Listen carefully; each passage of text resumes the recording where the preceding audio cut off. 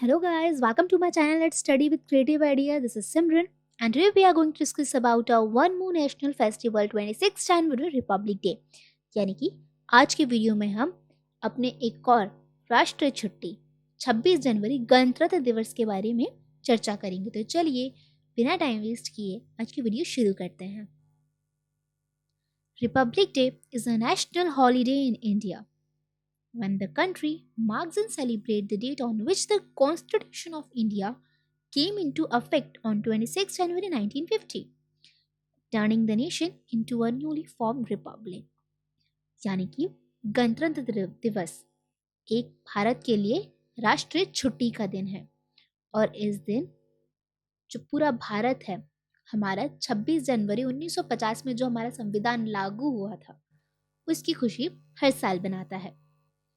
जब 26 जनवरी 1950 में हमारा कॉन्स्टिट्यूशन लागू हुआ था यानी कि हमारा संविधान लागू हुआ था तो उसने हमारे पूरे भारत को पूरे नेशन को एक न्यूली फॉर्म यानी कि एक नए तरीके से बने हुए गणतंत्र के रूप में उभारा था। The constitution was adopted by the India assembly on 26 नवंबर 1949। जो हमारे भारत का कॉन्स्टिट्यूशन है वो अडॉप्ट हुआ था 26 जनवरी 1949 में and came into effect on 26 January 1950 with the democratic government system completing the country's transition to world became an independent। लेकिन लागू 26 जनवरी 1950 में किया गया था।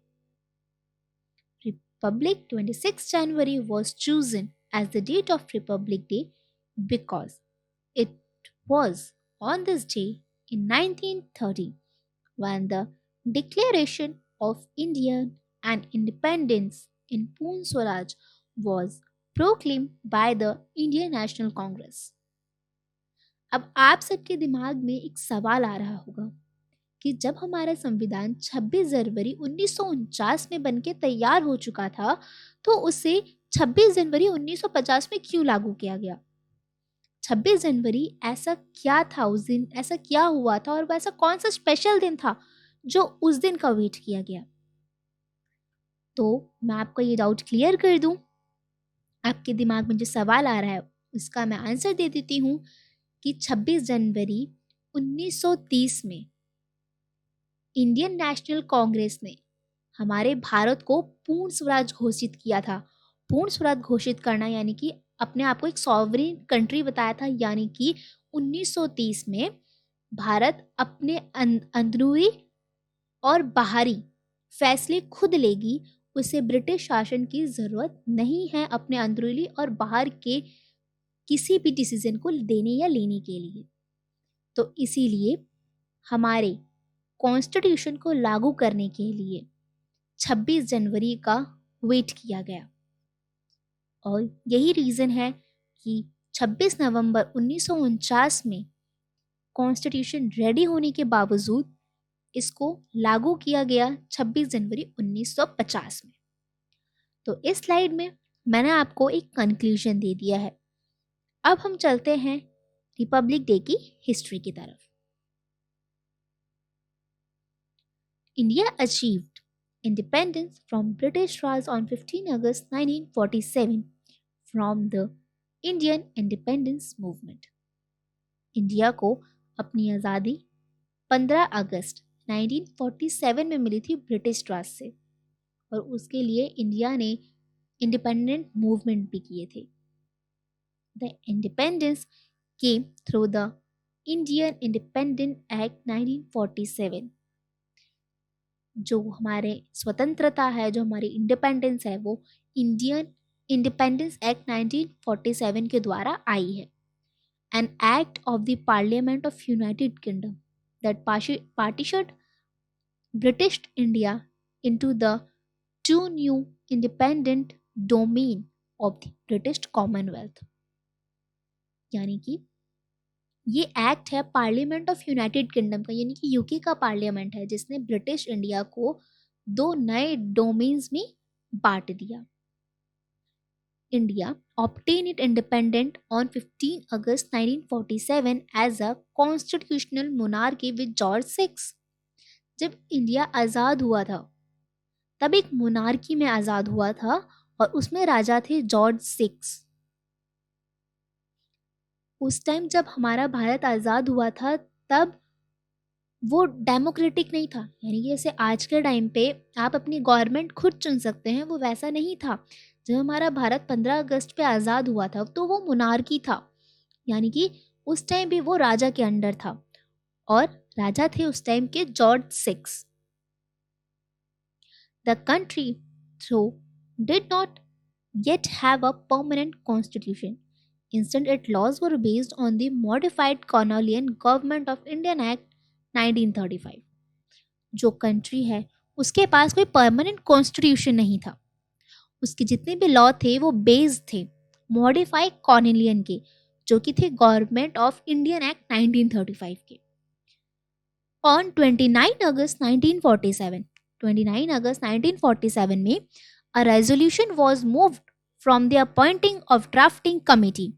एक रेजोल्यूशन पास हुआ था जिसमें ड्राफ्टिंग कमेटी बनाई गई, which was appointed to draft a permanent constitution, जिसमें एक परमानेंट कॉन्स्टिट्यूशन बनाया गया with doctor B R Ambedkar as a chairman, और उस ड्राफ्टिंग कमेटी में डॉक्टर बी आर अम्बेडकर को चेयरमैन रखा गया। While India's Independence Day celebrated freedom from British rule, the Republic Day celebrates the coming into force of its constitution. यानी कि जो India अपना इंडिपेंडेंस डे सेलिब्रेट करता है वो ब्रिटिश रूल की आज़ादी से करता है ना। और रिपब्लिक डे क्यों सेलिब्रेट होता है? क्योंकि उस दिन हमारा संविधान लागू हुआ था। तो आपको कंफ्यूज नहीं होना है कि इंडिपेंडेंस डे और रिपब्लिक डे क्या है। इंडिपेंडेंस यानी कि स्वतंत्र दिवस, यानी कि हम उस दिन स्वतंत्र हुए थे, जो कि 15 अगस्त का दिन है। रिपब्लिक डे यानी कि गणतंत्र दिवस, यानी कि इस दिन हमारा संविधान लागू हुआ था। A draft constitution was prepared by the committee and submitted to the Constitution Assembly on 4 November 1947. Draft committee ने कॉन्स्टिट्यूशन बनाया है और सबमिट किया था कॉन्स्टिट्यूशन असेंबली को 4 नवंबर 1947 पे। ठीक है। The assembly met in session open to public for 166 days. Assembly ने टोटल मीटिंग्स 166 डेज की है। और आप ये मत समझिएगा कि ये जो असेंबली बनी थी जिसने हमारा कॉन्स्टिट्यूशन तैयार किया उसमें जितने भी लोग थे, उसमें लोग थे हमारे 308 मेंबर्स थे। 308 लोगों ने मिलकर हमारा कॉन्स्टिट्यूशन तैयार किया है। तो ये मत सोचिएगा कि इन लोगों ने 166 डेज लगातार मीटिंग की है। नो, ये मीटिंग हमारी 2 साल 11 महीने और 18 दिन, याद रखिएगा 2 साल 11 महीने और 18 दिन में टोटल मीटिंग 166 डेज की हुई है, जिसमें हमारे कॉन्स्टिट्यूशन के ऊपर डिबेट हुआ है और उसके बाद हमारा कॉन्स्टिट्यूशन बना है। तो अगर अब मुझे लगता है आप आंसर कर पाएंगे कि हमारे कॉन्स्टिट्यूशन को बनने में कितना टाइम लगा है। 2 साल 11 महीने और 18 दिन। और इन दिनों में टोटल कितनी मीटिंग्स हुई है? 166 डेज की। After many declaration and some modification, the 308 members of the assembly signed 2 hand-written copies of the document, one each in Hindi and English, on 24 January 1950.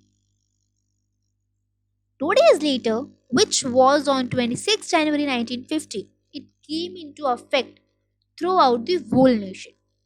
काफ़ी सारी मॉडिफिकेशन, डिबेट, डेलिब्रेशंस के बाद 308 लोगों ने मिलके साइन किया कि यही हमारा कॉन्स्टिट्यूशन अब लागू होगा।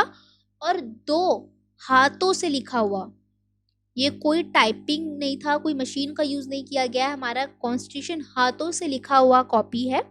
एक हिंदी में लिखा गया है और एक इंग्लिश में लिखा गया है। 24 जनवरी 1950 में हाथ से लिखी हुई हमारी डॉक्यूमेंट तैयार हो गई थी और वो फोर्स हुई है, यानी कि वो पूरे नेशन में आई है 26 जनवरी 1950 में। और 26 जनवरी को ही क्यों हमारा कॉन्स्टिट्यूशन लागू हुआ है, ये मैं आपको पहले ही बता चुकी हूँ इसी वीडियो में।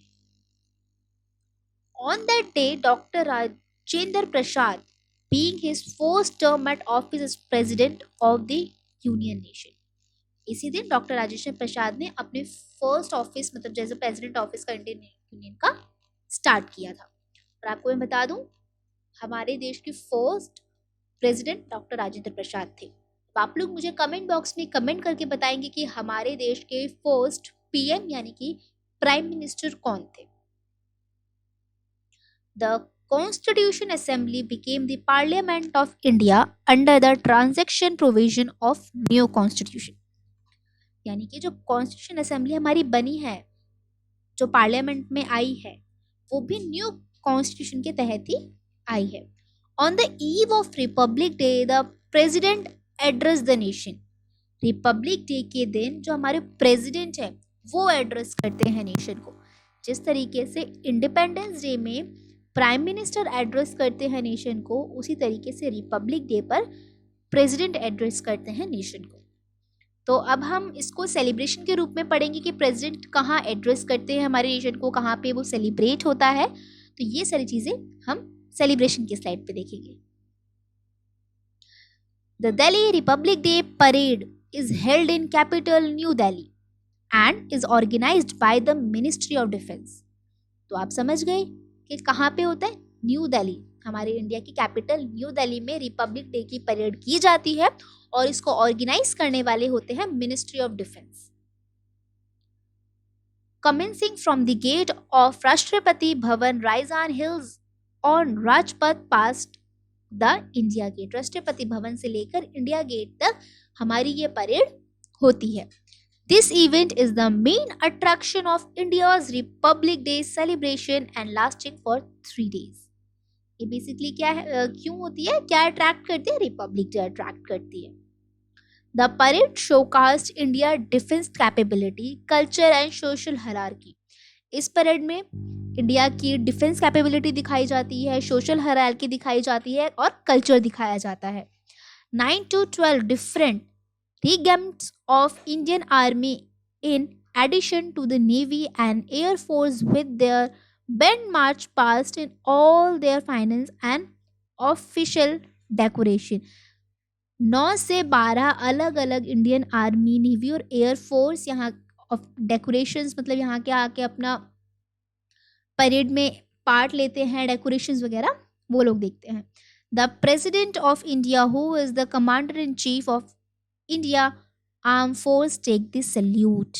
आपको बता ही चुकी हूँ मैं कि प्रेसिडेंट जो होते हैं वो इस दिन के मेन होस्ट होते हैं और मेन वही होते हैं हमारे रिपब्लिक डे पे। से मेन तो सब होते हैं, बट अगर देखा जाए तो बेसिकली होस्ट और स्पीच वगैरह प्रेसिडेंट की होती है।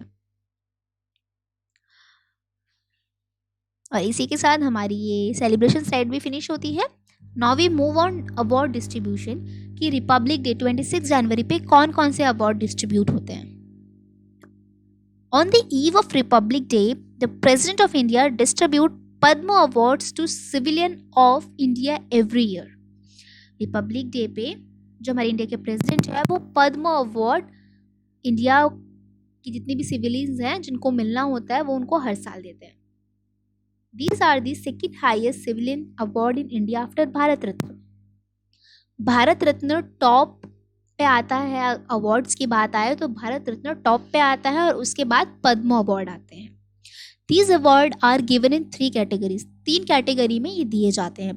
जो पद्म अवार्ड्स हैं उनकी 3 कैटेगरीज हैं, पद्म भूषण, पद्म विभूषण एंड पद्मश्री। और इनमें भी 3 लेवल्स हैं, मतलब कि सबसे बड़ा है पद्म विभूषण, सबसे बड़ा है, फिर पद्म भूषण है, देन पद्मश्री है। तो अगर आपको कोई टॉप 4 अवार्ड्स पूछे इंडिया के तो आप बता सकते हैं कि सबसे पहला भारत रत्न है, then Padma Vibhushan, then Padma Bhushan, then Padma Shri. Padma Vibhushan for exceptional and distinguished service. Padma Bhushan is second highest civil award in India. Padma Bhushan जो एक्सपेक्टेशनल और डिस्टिंग्विश्ड सर्विसेज होती हैं उनके लिए दिया जाता है। Padma Bhushan for distinguished service for a high order, जब कोई हाई ऑर्डर पे सर्विस होता है, डिस्टिंग्विश सर्विस होता है, उसके लिए दिया जाता है। और Padma Vibhushan is the third highest civil award in India. Padma Shri for distinguished service, ये सिर्फ नॉर्मल डिस्टिंग्विश सर्विस के लिए है। Padma Shri is the fourth highest civil award in India. ये मैं आपको पहले बता चुकी हूँ कि पद्मश्री फोर्थ हाईएस्ट अवार्ड है इंडिया का। और ये उनकी इमेजेस है कि ये पद्मश्री है, this is Padma Bhushan, and last की जो इमेज है वो पद्म विभूषण की है। These are Padma awards. और आज की वीडियो हमारी यहीं तक। Guys I hope you like my video. Guys if you like my video please like, subscribe and share. Next video के लिए बने रहिए let's study with creative ideas के साथ। Thank you.